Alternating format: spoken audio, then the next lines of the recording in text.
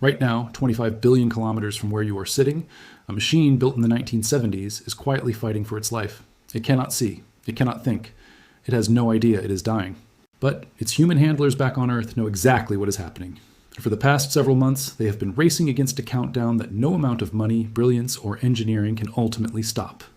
A radio signal sent from that machine right now would take you nearly a full day just to receive it, one way. And somewhere in the coming weeks, NASA engineers will find out whether an experimental, never-before-attempted power maneuver, one they have nicknamed the Big Bang, actually worked. If it did, Voyager 1, the single most distant object ever built by human hands, gets more time. If it didn't, the clock that has been quietly running since September of 1977 gets meaningfully closer to zero. This is not a metaphor. This is happening right now in the summer of 2026, and almost nobody outside of a small team at NASA's Jet Propulsion Laboratory is watching it unfold in real time, so let's watch it together. To understand how high the stakes actually are, you need to understand what Voyager 1 is, and just how absurd it is that we are still talking about it at all. It launched on September 5th, 1977, 16 days after its twin Voyager 2, on a mission that was, on paper, supposed to last 5 years. Its job was simple: fly past Jupiter, fly past Saturn, take pictures, take measurements, and then quietly become space junk like every other probe before it. Nobody involved in building it seriously expected it to still be operating, still be talking to Earth, still be making history 49 years later. And yet, here we are. Voyager 1 completed its planetary flybys by 1980, and then, because its trajectory happened to be aimed almost perfectly outward, away from the plane of the solar system, engineers made a decision that changed everything. Instead of letting it die quietly, they kept it going. In 2012, Voyager 1 became the first human-made object in history to cross the heliopause, the invisible boundary where the sun's influence finally gives way to true interstellar space, the vast, cold region between star systems. Its twin, Voyager 2, followed 6 years later. To this day, they remain the only two spacecraft that have ever operated outside our solar system's protective bubble. Everything else humanity has ever built, every satellite, every rover, every space station, has stayed inside the sun's bubble. Voyager 1 is out there, alone, further from home than anything we have ever sent, and it is still, right now, sending data back. But here's the problem, and it is a problem with no solution, no workaround, no clever fix that makes it go away entirely. Voyager 1 does not run on solar power. At its distance, the sun is just an unusually bright star, far too faint to charge anything. Instead, it runs on something called a radioisotope thermoelectric generator, essentially a nuclear battery that converts the heat produced by decaying plutonium into electricity. When Voyager 1 launched in 1977, that generator produced close to 470 watts of power, enough to run 10 separate scientific instruments simultaneously.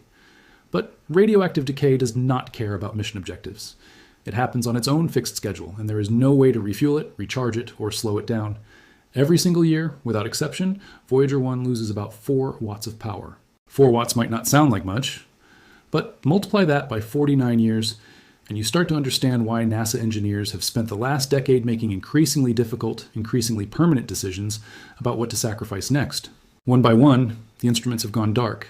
Of the original 10 scientific instruments aboard Voyager 1, 7 have now been shut off, each decision made years in advance by a team that sat down and mapped out, in order, exactly which pieces of this irreplaceable machine they would eventually have to sacrifice, and in what sequence to keep the core of the spacecraft alive as long as physically possible. The cosmic ray subsystem went dark in February of 2025, and then this year, the crisis accelerated in a way nobody was fully prepared for. On February 27, 2026, during a routine, previously uneventful maneuver, something called a roll maneuver, used to calibrate one of Voyager 1's remaining instruments, engineers back on Earth watched something they did not want to see. The spacecraft's power levels dropped unexpectedly, and further than predicted. This was not supposed to happen, and the danger was not abstract. If Voyager 1's power dropped low enough, it would trigger something called the undervoltage fault protection system, an automatic, built-in safety mechanism designed to shut down components on its own to protect the spacecraft from catastrophic failure. Voyager mission manager Kareem Badarudin later described it this way: fault protection is like a safety net for a trapeze artist. It's there, but the trapeze artist should never actually need to use it. If that fault protection system had triggered on its own, uncontrolled, engineers would have faced a lengthy, high-risk recovery process, with no guarantee of success, at a distance where every single command takes 23 hours just to arrive. So the team made the call before the spacecraft could make it for them. On April 17, 2026, engineers at JPL sent a command more than 15 billion miles across the void to permanently power down one of Voyager 1's last remaining active instruments, the low-energy charged particles experiment known as the LECP. This was not a small sacrifice. The LECP had been running almost continuously since the day Voyager 1 launched, 49 years of uninterrupted operation, measuring the ions, electrons, and cosmic rays drifting through the space between our solar system and the wider galaxy. It was, in a very real sense, one of the instruments that helped scientists first recognize, back in 2012, the moment Voyager 1 had actually crossed into interstellar space. Stimatios Crimigas, the instrument's principal investigator at Johns Hopkins, later wrote something that captures just how remarkable this piece of hardware truly was.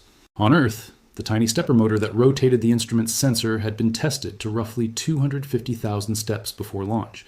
By the time it was finally shut down, it had completed over 8.5 million steps, continuing to function flawlessly even after its supplemental heater was switched off and its internal temperature plunged to 62 degrees below 0 Celsius. Crimigas called it simply the stuff dreams are made of.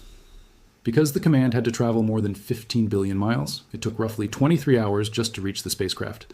The shutdown process itself then took another 3 hours and 15 minutes to complete. Engineers on Earth had to wait nearly 2 full days, holding their breath, before they could confirm whether it had worked at all. It did. And in one small, deliberate act of mercy, the team left one tiny component of the LECP alive, a small motor drawing just half a watt of power, kept spinning purely so that, if circumstances ever allowed, the instrument might someday be switched back on. That decision alone should tell you something about how this team feels about the machine they are keeping alive. They are not ready to let go of anything they don't absolutely have to. Shutting down the LECP bought Voyager 1 roughly 1 more year of breathing room. But 1 year, for a spacecraft this old, this far away, and this irreplaceable, is not victory. It is a pause. And it set the stage for the far bigger, far riskier maneuver currently unfolding right now.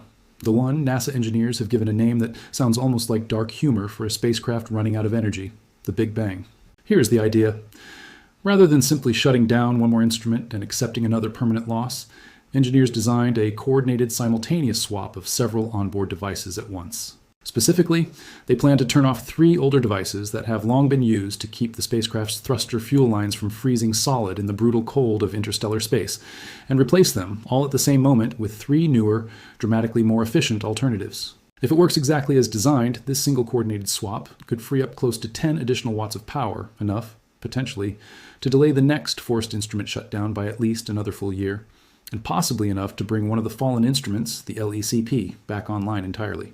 But this is not a maneuver NASA is willing to gamble with lightly.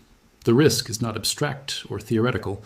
If those fuel line heaters are turned off even briefly at the wrong moment, and the fuel inside those lines freezes, the spacecraft could permanently lose its ability to fire its thrusters, which means it would lose the ability to keep its antenna precisely pointed back at Earth. And once that happens, once contact is lost, there is no recovery, no do-over, no second attempt. That is the true weight sitting behind this maneuver's nickname. This is not a routine software patch. It is closer to attempting open-heart surgery on a patient 49 years old, 15 billion miles away, using instructions that take a full day just to arrive, with absolutely no way to intervene if something goes wrong in real time. So NASA did what any careful engineering team would do facing a maneuver with 0 margin for error. They decided not to try it on Voyager 1 first. Instead, the Big Bang procedure is being tested first on Voyager 1's twin, Voyager 2, currently sitting roughly 13 billion miles from Earth, slightly closer, and carrying slightly more spare power, making it, relatively speaking, the safer test subject. Those tests were scheduled to run through May and June of 2026, and only if that trial run on Voyager 2 succeeds, only then does the team move forward with attempting the identical maneuver on Voyager 1, a step NASA has explicitly said will happen no sooner than July. Which means that as this video reaches you, the most consequential test in Voyager 1's 49-year history may already be underway, or about to begin, 15 billion miles from anyone who can help if it goes wrong. It is worth sitting with just how strange and quietly emotional this moment actually is. This is a machine that carries, bolted to its side, a golden record, a collection of sounds and images and greetings in dozens of languages, assembled in 1977 on the off chance that some future intelligence, somewhere, might one day find it drifting through the dark and wonder who sent it. This is the spacecraft that gave us the pale blue dot, that haunting 1990 image of Earth as a single fragile speck of light suspended in a sunbeam, an image Carl Sagan used to remind an entire generation just how small and precious our home actually is. This is the fastest human-made object ever built, moving at roughly 35,000 miles per hour, so far from home that in November of 2026, just months from now, It will cross a genuinely historic threshold, becoming the first human-made object to reach a distance of 1 full light day from Earth. At that point, a radio signal sent from mission control, traveling at the fastest speed physically possible in this universe, will take 24 full hours just to arrive, and another 24 hours for any reply to make the return trip. Voyager 1 is not just far away. It is approaching a kind of distance that barely makes intuitive sense to a human brain.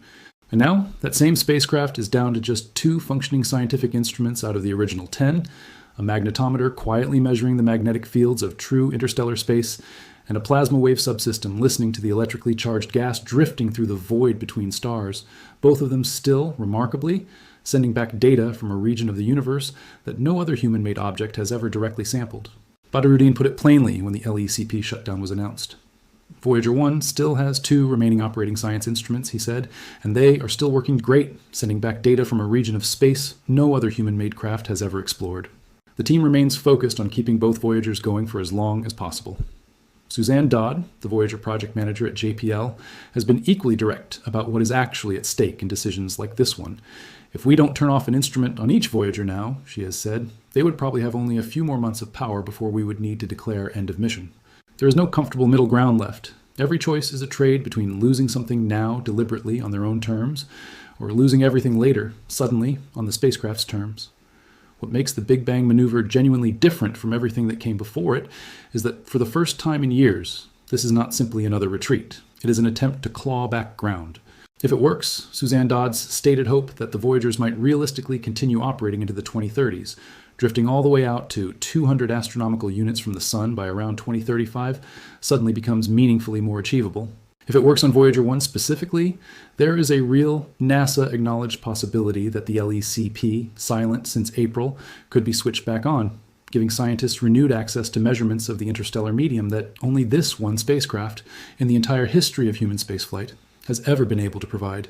Matt Hill, the LECP's principal investigator at Johns Hopkins, said it best in an email reflecting on exactly what is riding on this attempt. With the LECP, he wrote, we discovered properties and effects of cosmic rays and solar particles, and sensed the changes in the region around us that determined when Voyager had crossed from the solar system into interstellar space. We hold out hope, he continued, that the Voyager engineers' latest plan will be able to power up LECP on Voyager 1 again, to let us continue to learn whatever surprises await Voyager in these distant regions. That sentence is worth pausing on because it captures something rarely acknowledged in stories about space exploration. Even now, 49 years and 15 billion miles into this mission, scientists are still openly admitting they do not fully know what is out there. Every year Voyager 1 survives is another year of genuinely unprecedented data from a region of the galaxy human instruments have never sampled before. And, if this mission finally ends, may not sample again for decades or longer. There is no second Voyager 1 waiting in a warehouse. There's no faster replacement being built to catch up. Whatever this spacecraft stops sending home stays unknown, possibly for the rest of our lifetimes. So where does that leave things right now, in the middle of July 2026, as you are watching this? Voyager 2 has just come through its testing window.